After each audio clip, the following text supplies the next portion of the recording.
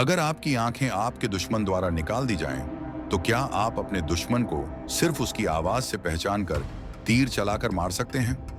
भारत का एक राजा था जिसने यही किया। ये कहानी है पृथ्वीराज चौहान की, एक ऐसे योद्धा की जिसे भारत का आखिरी हिंदू सम्राट कहा गया। लेकिन क्या वाकई में ऐसा हुआ था? चलिए जानते हैं पूरी सच्चाई।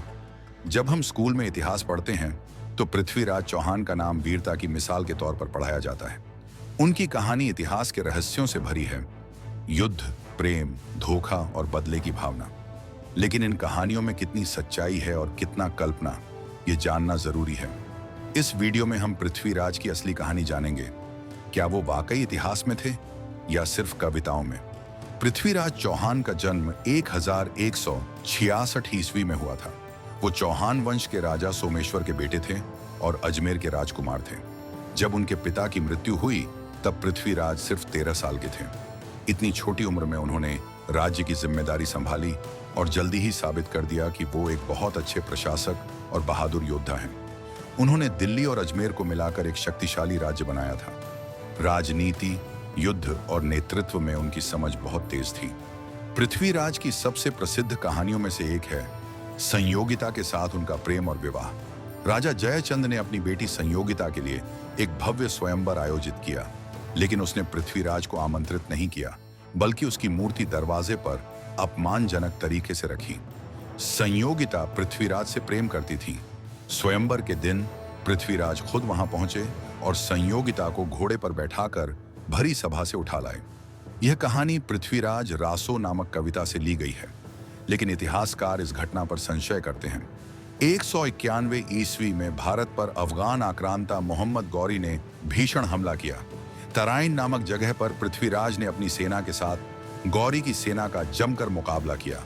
ये युद्ध पृथ्वीराज की जीत में समाप्त हुआ। इस युद्ध में गौरी को पृथ्वीराज ने बुरी तरह हराया। अब यहीं पृथ्वीराज ने एक ऐसी गलती की जिससे उनकी पूरी सत्ता उनके हाथों से छूट गई और यही गलती उनके विनाश का कारण बनी। उन्होंने गौरी को माफ कर दिया और जाने दिया। इतिहास में यह माना जाता है कि अगर पृथ्वीराज ने तब उसे खत्म कर दिया होता तो भारत का भविष्य आज कुछ और होता। एक साल बाद 1192 में मोहम्मद गौरी फिर से लौटा, लेकिन इस बार वो पहले से ज्यादा तैयारी के साथ आया था। गौरी ने युद्ध में चालाकी दिखाई। उसने भारत के कई राजाओं को अपने साथ मिला लिया। इन राजाओं में संयोगिता का पिता जयचंद भी था, जो पृथ्वीराज से जलता था। इस युद्ध को तराइन का दूसरा युद्ध कहा जाता है और इस युद्ध में पृथ्वीराज की हार हुई। पृथ्वीराज को मोहम्मद गौरी ने बंदी बना लिया और गजनी लेकर चला गया, जिसे आज का अफगानिस्तान कहा जाता है। यहीं से शुरू होती है पृथ्वीराज की अंतिम और सबसे मशहूर कहानी। कहानी के अनुसार गौरी ने पृथ्वीराज की आंखें फोड़ दी थीं, लेकिन उनके मित्र और कवि चंद्रबरदाई चोरी छुपे गजनी पहुंचे। चंद्रबरदाई ने गौरी से कहा कि पृथ्वीराज अब भी तीर चलाने में माहिर हैं, और चंद्रबरदाई की बताओं में आकर गौरी ने यह सोचा कि भला अंधा व्यक्ति कैसे बिना देखे तीर चला सकता है। यह सोचकर उसने आदेश दिया और चंद्रबरदाई ने पृथ्वीराज को गौरी की स्थिति का अंदाजा देने के लिए एक कविता बोली।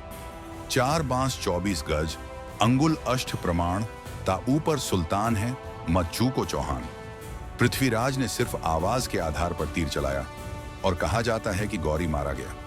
इसके बाद पृथ्वीराज और चंद्रबरदाई दोनों ने खुद को वीरगति दे दी। अब सवाल ये उठता है, क्या ये कहानी सच है?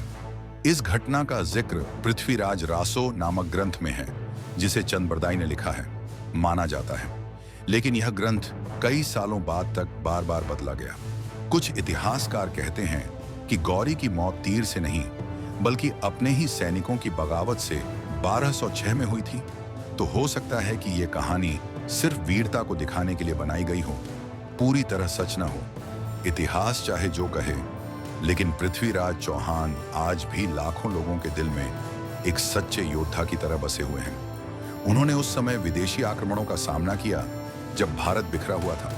उनकी बहादुरी, नीति और त्याग हमें आज भी प्रेरणा देती है। क्या आपको लगता है कि पृथ्वीराज चौहान ने सच में गौरी को मारा था, या ये सिर्फ एक कहानी है? नीचे कमेंट में जरूर बताएं। और अगर आप ऐसे ही इतिहास की सच्चाई जानना चाहते हैं तो चैनल को सब्सक्राइब कीजिए।